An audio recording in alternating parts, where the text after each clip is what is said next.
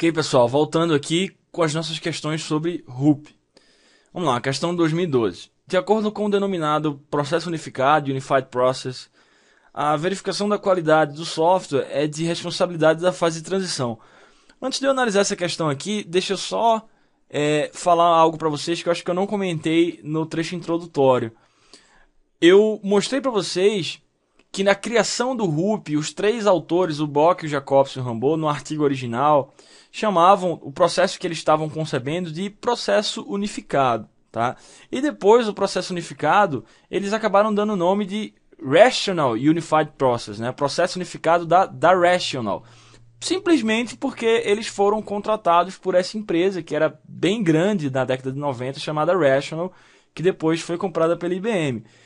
Então, muita gente me pergunta, no meu edital caiu para estudar processo unificado, mas eu só conheço RUP. É a mesma coisa? Como é? Eu posso confiar? Pode. É a mesma coisa. Para concurso é a mesma coisa. Veja, academicamente até existe uma diferença sutil, né? O processo unificado ele é mantido pela academia, ele é um processo aberto, enquanto que o RUP ele é mantido por uma empresa. Hoje em dia a IBM, né? Antigamente era a Rational, então na verdade é um produto comercial da IBM. Academicamente existe uma diferença, pessoal, mas eu nunca vi uma questão que não pudesse. Eu já, enfim, estudo RUP há muitos anos, eu sou certificado RUP, inclusive recomendo que você tire a certificação, não é uma certificação difícil. Então não se preocupe, para concurso pode estudar tranquilamente o RUP lá da IBM, que você baixa na IBM. Quando você vê processo unificado no seu edital, é a mesma coisa de RUP, tá? Pode baixar lá no site da IBM e estudar isso aqui que eu estou falando para vocês, ok? Estou dizendo isso porque muita gente tem esse tipo de dúvida, né? Vez ou outra me perguntam por e-mail, etc. Então já fica logo esclarecido isso aí para vocês. Bom, voltando aqui então para a questão que a gente está analisando. De acordo com o denominado processo unificado, Unified Process, a verificação da qualidade do software é de responsabilidade da fase de transição. Falso, né, pessoal? A gente viu que uma das boas práticas do RUP é exatamente a verificação contínua da qualidade. Então, quando ele diz que a verificação da qualidade é de responsabilidade da fase de transição, é como se estivesse dizendo assim, a qualidade ela só é verificada no final, na fase de transição, que é a última fase do RUP. Está totalmente falso. Porque a verificação da qualidade no RUP ela é contínua, ela vem desde as fases iniciais e é de responsabilidade de todas as etapas do modelo. Todas as fases têm alguma forma de fazer verificação e validação de qualidade do RUP, ok? Falsa essa questão daí. Próxima. O RUP é uma técnica usada na modelagem de sistemas. Com relação a esse assunto, assinale a opção correta. Então, veja, isso é um enunciado da questão, tá, pessoal? Se isso aí fosse uma questão VOF, você marcaria verdadeiro ou falso? Dizendo que o RUP é uma técnica de modelagem de sistemas. Por isso que eu estou dizendo a você, o CESP ele é bastante flexível na forma como ele define o RUP. A gente sabe que a definição mais correta é de plataforma de processo, né? Framework de processo. Mas se vocês pegarem essas questões do CESP, vocês vão ver aqui que no próprio enunciado das questões aparecem termos como modelo, metodologia, processo, técnica, enfim, varia, ok? E por isso mesmo que eu não tenho preocupação de ficar chamando o RUP sempre de framework de processo, até porque enrola a minha língua e é até mais difícil de falar. Simplesmente é mais fácil chamar de processo. O processo RUP ou a metodologia RUP, tá? Tanto faz, isso não vai tornar as questões falsas ou verdadeiras aqui no contexto do CESP, tá? Estou provando isso para vocês pelo próprio enunciado dessa questão. Mas vamos lá. Letra A. Uma das principais características do RUP é o uso da iteração, que por meio de refinamentos sucessivos melhora o entendimento do problema. Verdadeira, né? É correta essa letra A, é a resposta da questão. A gente viu que a primeira característica do RUP que eu mostrei para vocês, talvez a mais significativa, é que o RUP é um framework iterativo e incremental. Então, uma das suas principais características, como a questão está dizendo, é o uso da iteração. E o que é uma iteração, pessoal? Não são pequenas passadas de desenvolvimento? Ou seja, uma iteração é um mecanismo que, por meio de refinamentos sucessivos, vai melhorando o entendimento do seu problema. Porque cada vez que você passa por uma iteração, você desenvolve um pedaço do seu produto e, ao final dessa passada que você entrega o incremento, você tem um melhor entendimento do seu problema. Verdadeira, letra A. É a resposta da questão, certo? Vamos ver o erro das outras. O Rup fornece uma metodologia que utiliza um conjunto de ferramentas, modelos e entregáveis que interagem diretamente com o código do sistema desenvolvido, agilizando o processo de compilação. Nada a ver, né, pessoal? O que foi que eu falei aqui de compilação? Compilar código. Veja, o Rup ele tem uma série de ferramentas, modelos e entregáveis associados à IBM. Porque o Rup ele é um produto comercial da IBM. Então, por exemplo, as próprias ferramentas. Ferramenta de requisitos, o famoso Requisite Pro, é da IBM. Ferramenta de testes, você tem todas aquelas suítes de testes que são da IBM também. Modelos, entregáveis, os próprios templates são disponibilizados pela própria IBM, porque ele é um produto comercial. Agora, alguns desses modelos, algumas dessas ferramentas até podem interagir diretamente com o código do sistema, se for uma ferramenta de desenvolvimento, por exemplo. Mas dizer que fornece um conjunto de ferramentas e modelos que agilizam o processo de compilação, não, né, pessoal? Não ficou uma boa afirmativa, não tem nada a ver com o que a gente falou aqui dessas características básicas do Rup. Tem nada a ver com compilar código. Falso a letra B. Letra C. Pelo fato do Rup ser muito complexo, seu foco evita a redução de riscos. Totalmente falso.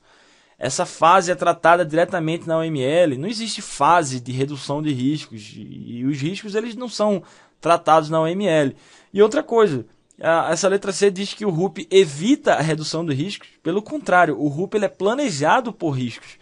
O Rup ele trata riscos o mais rápido possível, o mais cedo possível. Tá? Então ele foca em riscos, não evita riscos. Certo? Falsa letra C. Letra D. O Rup reduz sensivelmente os requisitos de documentação de um projeto. Falso, pessoal. Lembre-se, o Rup ele é considerado um framework de processos tradicional. E foi justamente em resposta ao Rup e outros processos tradicionais que vieram as metodologias ágeis, porque as metodologias ágeis elas consideravam esses processos tradicionais muito pesados. Uma das coisas que os métodos ágeis criticam é exatamente o excesso de documentação existente, tá? Então dizer que o Rup reduz as documentações de um projeto está falso. O Rup realmente é um processo verboso, é um processo pesado. Muitas pessoas não entendem bem como o Rup funciona e deixam o Rup, mais pesado ainda. Por quê? Porque tentam utilizar todos os papéis, todos os artefatos, todas as disciplinas do Rup. Não é assim que funciona. Lembre-se, o Rup ele é adaptável. Você deve pegar somente aquilo que interessa para você e aplicar na sua realidade. Então, ele não é tão pesado assim quanto as metodologias ágeis dizem. Agora, realmente, é um modelo de processos que trabalha com muitos artefatos. Então, dizer que o Rup reduz o número de documentação e artefatos, aí realmente está falso, certo? Por mais que você adapte, o Rup ainda é um processo considerado verboso. Letra E, qual é o erro? O Rup tem dois modelos de comunicação. Um para ambientes fora da equipe de desenvolvimento e outro exclusivo para a equipe de desenvolvimento. Falso isso daí, né, pessoal? Qual é o modelo único de comunicação do Rup que faz o elo entre todas as etapas do seu projeto? Casos de uso. Os casos de uso, eles servem como uma ferramenta de comunicação que todos podem entender, pessoal. É uma ferramenta de comunicação que você modela os seus requisitos ali em cima. A gente vai estudar mais casos de uso na parte de requisitos, tá, pessoal? Mas todo mundo já deve ter visto, já sabe o que é, né? É uma ferramenta para você modelar requisitos e mostrar como é a comunicação do seu sistema com atores externos a ele. Que funcionalidades são providas, que serviços podem ser executados. E ele serve tanto para ambientes fora da equipe de desenvolvimento como para a própria equipe de desenvolvimento. Você pode mostrar um caso de uso para clientes que estão fora da equipe de desenvolvimento? Pode. Ele vai entender. E casos de uso também são utilizados internamente na equipe de desenvolvimento? Também. Para fazer análise, para fazer projetos, para implementar, para gerar casos de teste. Certo? Então não tem dois modelos de comunicação. É um só e esse modelo é o modelo de requisitos, é o modelo de casos de uso. Ok? Faça a letra E. Resposta a essa questão aqui, então, letra A, realmente o Rup faz uso de iterações. Beleza. Próxima questão. No RUP, planejamento de projeto ocorre em dois níveis. Planos de fase, que descrevem todo o projeto, e planos de iteração, que descrevem os passos iterativos. Bom, verdadeiro, né, pessoal? Por exemplo, se você pegar... existe um artefato chamado plano de teste, ok? Lá na disciplina de teste, tem um artefato específico chamado plano de teste. E o próprio RUP diz o seguinte, olha, você pode utilizar um plano de teste para uma iteração específica. Porque nessa iteração eu vou desenvolver esses casos de uso que devem alcançar esses resultados, então eu vou gerar um plano de teste para ver se isso daqui está funcionando nessa iteração. Você pode ter um plano de teste para cada iteração, ou você pode ter o que o RUP chama de plano de testes mestre, né? Master Test Plan, que ele vale para todo o seu projeto. Aquelas diretrizes de planejamento, se você vai usar teste caixa preta, teste caixa branca, teste de integração, teste unitário, quais são os papéis, qual é o cronograma de testes, valem essas diretrizes para todo o projeto. Então, eu só estou falando um exemplo, tá, pessoal? Existem outros exemplos. Então, no RUP, o planejamento ele realmente pode ocorrer em nível de fases que descrevem todo o projeto ou no nível de uma iteração pequena que você está executando. Verdadeira essa questão daí. Certo? Vamos lá. O RUP é um processo de desenvolvimento de software. Nesse processo, são descritos os papéis e as atividades que cada membro da equipe de projeto deve desempenhar ao longo do ciclo de desenvolvimento do software e os produtos que devem ser gerados como resultado dessas atividades, os chamados artefatos. Com relação a esse assunto, julgue os itens seguintes. Vamos lá. O RUP tem duas dimensões. O eixo horizontal e o eixo vertical. A primeira dimensão representa o aspecto estático do processo, quando ele é aprovado e é expresso em termos de fases, iterações e marcos. A segunda dimensão representa o aspecto dinâmico do processo, como ele é descrito em termos de componentes, disciplinas, atividades, fluxos de trabalho, artefatos e papéis do processo. Veja. Nós sabemos, e eu já mostrei isso para vocês, que o RUP, lá no gráfico das baleias, se vocês se lembram, ele é estruturado em duas dimensões.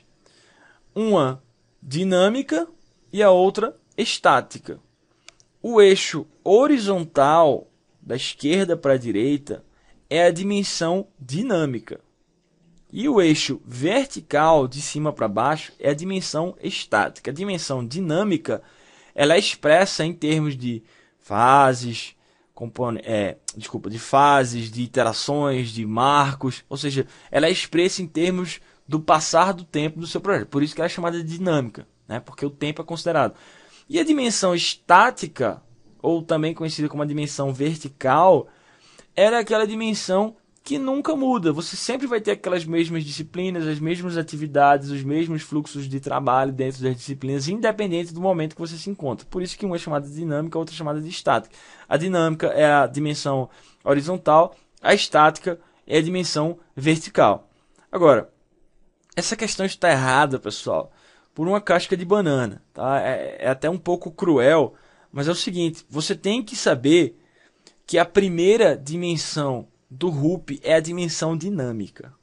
E a segunda dimensão é a dimensão estática. Essa questão 57 aí, ela está errada. Porque, por exemplo, ela falou que, olha só, a primeira dimensão representa o aspecto estático do processo, quando ele é aprovado em termos de fases, iterações e marcos. Então, primeiro, a primeira dimensão, ela é a dimensão dinâmica. Fases, iterações e marcos. Então, primeira dimensão, dimensão dinâmica, fases, iterações e marcos. Então, a questão trocou, né? Ó, ela disse que a primeira dimensão era a dimensão estática. Não é. É a dimensão dinâmica. Certo? Que é expressa em termos de fases, iterações e marcos. E a segunda dimensão é que é a dimensão estática, representada por disciplinas, atividades e fluxo de trabalho. Então, resumindo, essa questão aí trocou estático com dinâmico nas dimensões que foram representadas e por isso está falsa. Certo? Beleza, vamos lá. Próxima questão. Projeto que usa o desenvolvimento iterativo tem um ciclo de vida que consiste em várias iterações.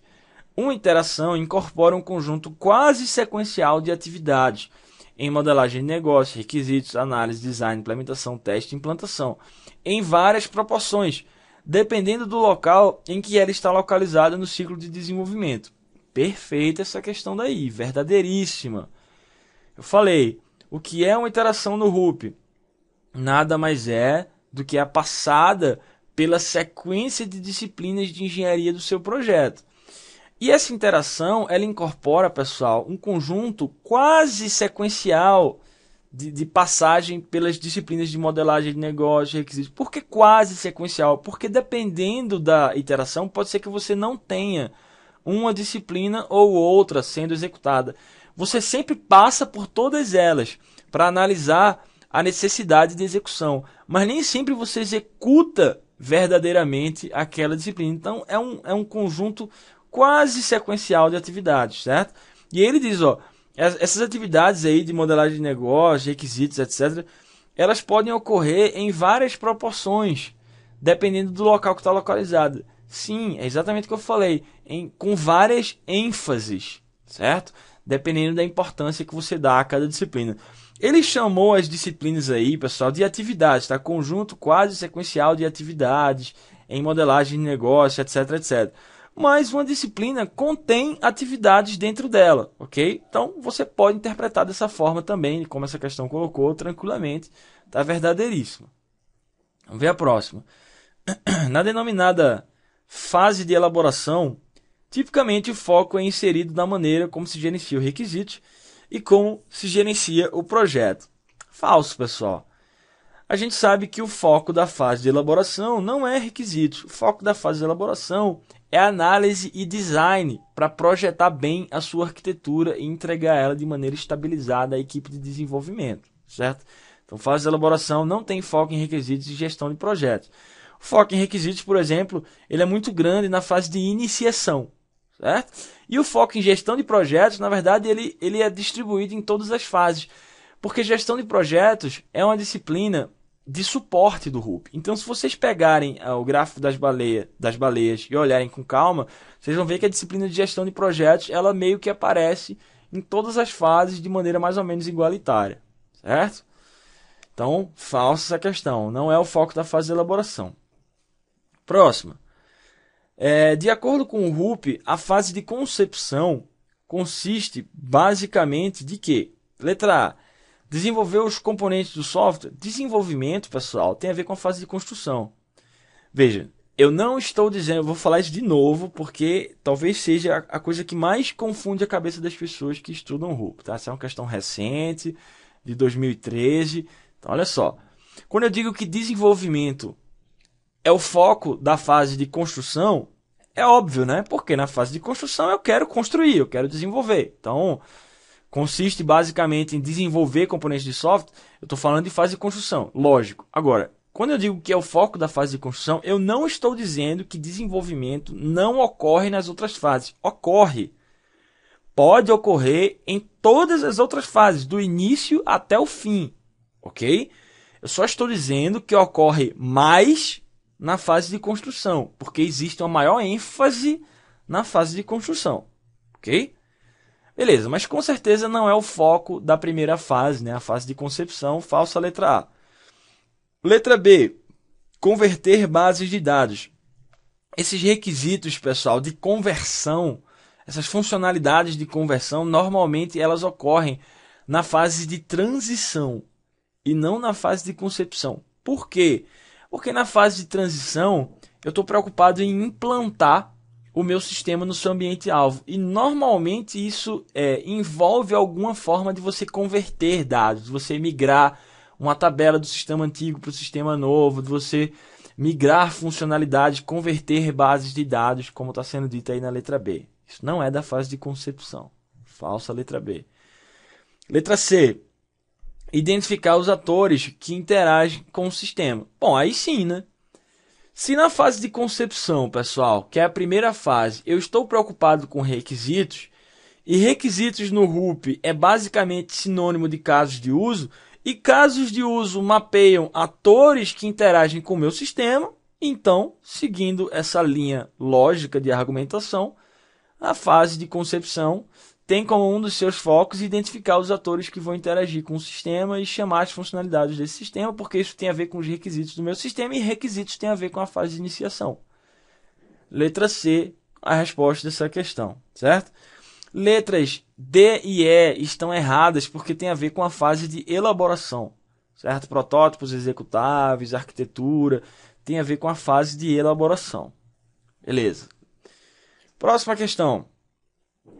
Elaboração no contexto do RUP é uma fase que visa criar a baseline para a arquitetura do sistema a ser desenvolvido. E, no contexto de engenharia de requisitos, a elaboração consiste em atividade cujo objetivo é o desenvolvimento de um modelo técnico refinado das funções, características e restrições do sistema. Verdadeiríssima essa questão também. Olha só, ela falou várias coisas importantes. Elaboração, no contexto do RUP, visa criar uma baseline arquitetural do sistema.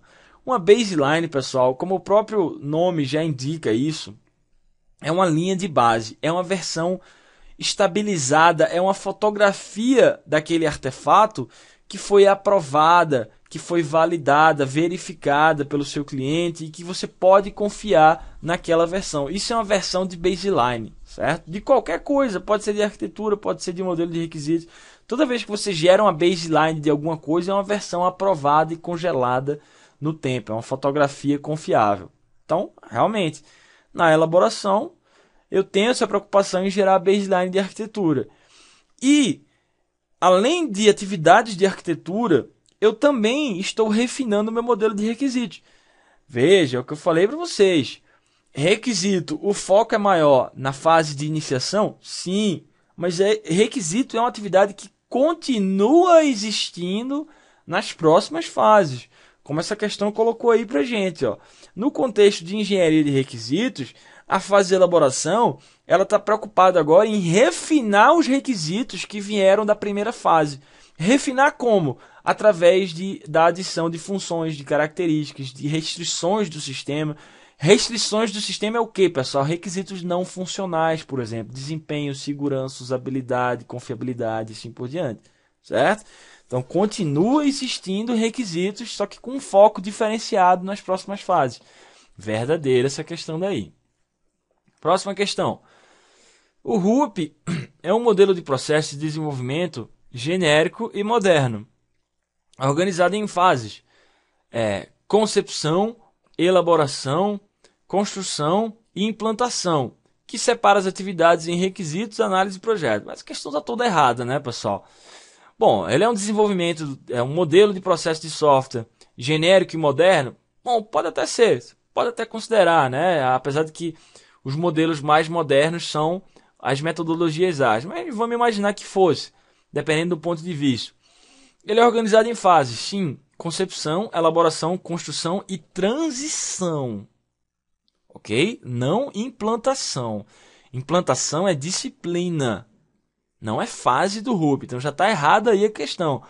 E ela continua dizendo que as fases separam as atividades em requisitos, análise, projeto. Nada a ver, pessoal. Como a gente viu, as disciplinas, as atividades, elas estão espalhadas nas fases, só que com ênfases diferenciadas, certo? Falsa essa questão daí. Próxima.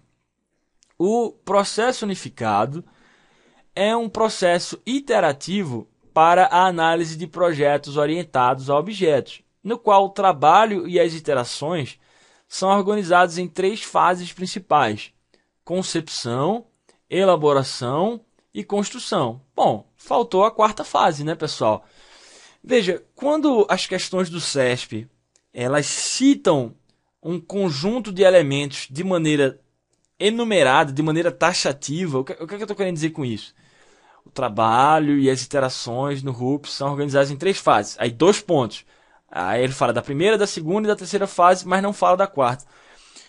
Quando você olha uma questão como essa, você tem que interpretar esse tipo de coisa como se fosse uma lista taxativa de elementos e não uma lista exemplificativa. O que eu estou querendo dizer? É aquela história, né, que eu já comentei com vocês no curso teórico. professor de matemática meu, ele falava o seguinte: pessoal, um triângulo, ele tem dois lados. Aí todo mundo respondia, não. Aí falava, não, tem até três, pô. Se um triângulo tem três lados, tem dois também. É uma questão até de lógica. Claro, se você utilizar isso como um exemplo, mas se você olhar para uma questão como essa, ele não está falando como exemplo essas três fases. Ele está sendo taxativo. Ele está dizendo, olha, o RUP existem essas três fases aqui taxativamente. Não, a gente sabe que existe uma quarta fase, que é a fase de transição. Por isso essa questão está falsa. Agora, se ele tivesse falado nessa questão, por exemplo, dentre as fases existem três. Aí tudo bem. Porque um modelo que tem 4 fases também tem 3 fases. Como uma lista exemplificativa. Mas como uma lista taxativa, enumerada, como ele colocou aí, né, 2 pontos. A primeira, a segunda, a terceira. Aí não, aí está falso. Certo? Aí você vai me perguntar, professor, mas isso é muito subjetivo. Eu sei que é subjetivo. O que é que eu posso fazer? Eu sei que é. É uma questão de VOF. Não adianta, pessoal. Se você vai fazer uma questão prova do CESP, você tem que cair na real. Você tem que se acostumar com esse estilo, para o bem ou para o mal, do CESP. Questão VOF tem uma carga de subjetividade. Sempre vai ter. Então você tem que interpretar as questões. Como é que você aumenta a sua probabilidade de acerto? Através da experiência. Então, normalmente, quando o CESP coloca desse jeito, colocando 2 pontos e uma lista taxativa de itens, dá a entender que ele tem que ser correto e completo. Se faltar alguma coisa, a questão fica falsa, como nesse caso daqui, que faltou a fase de transição e por isso a questão está falsa. Agora, isso é uma regra geral, pessoal. Pode ser que existam exceções? Pode. Então, nem adianta você me mandar um e-mail dizendo, professor, eu achei essa questão aqui do ano de 2007 que furou a sua regrinha. Pode existir exceção. Toda regra tem exceção. O que a gente pode fazer, na melhor das hipóteses, é aumentar a probabilidade do entendimento. Agora, pode ser que existam exceções de acordo com essa subjetividade do CESP. Okay? Então, fica essa dica daí. Essa é a forma que eu uso para interpretar questões como essa. Nesse caso aqui, tranquilo, funcionou tranquilamente, a questão é falsa. Em outros casos, talvez você tenha que ter uma interpretação um pouco mais sofisticada. Beleza? Ok. Vou fazer essa última aqui para fechar esse trecho. Acerca do RUP, julgue esse item daí. Uma falha comum em projetos de sistemas computacionais é não assegurar a qualidade do software. Normalmente, essa questão é discutida após o término dos projetos, ou a qualidade fica sob a responsabilidade de equipe diferente da equipe de desenvolvimento. O RUP, que foi proposto pela IBM, é um processo que provê a solução disciplinada sobre como assinalar tarefas e responsabilidades dentro de uma organização de desenvolvimento de software. Porém, não auxilia no controle e verificação da qualidade. Esse final está falso, né, pessoal? Vocês devem ter percebido que o começo da questão está corretíssimo, né? Tá todo ok. Realmente, uma falha muito comum em projetos. Vocês devem ver isso daí na sua vida real. Eu também vejo no meu dia a dia. É não assegurar a qualidade. Qualidade, pessoal, é algo que não se negocia. O que você pode negociar é escopo, é prazo. Mas negociar qualidade é uma coisa muito perigosa, certo?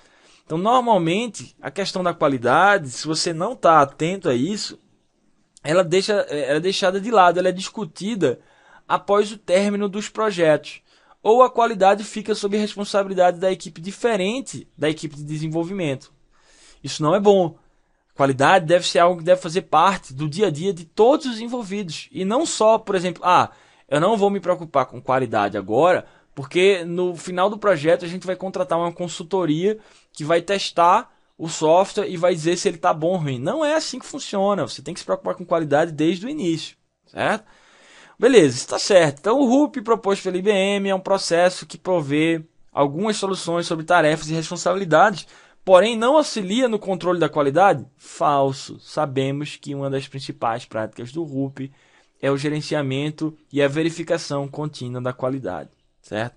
Falso por causa disso, essa questão, ok? Beleza, vou ficar por aqui. Volto no próximo trecho, continuando com mais questões sobre Ruby, que, por enquanto, vocês devem estar percebendo, são questões de conceitos gerais sobre Ruby, né? Para que servem as fases, quais são as melhores práticas. Não tem nada muito de decorar ainda aqui, certo? Mais para frente, nas nossas questões sobre Ruby, a gente vai entrar em mais detalhes, mas por enquanto é entender essa filosofia do framework, certo? A gente continua sobre essa linha quando eu voltar daqui a pouco. Até já.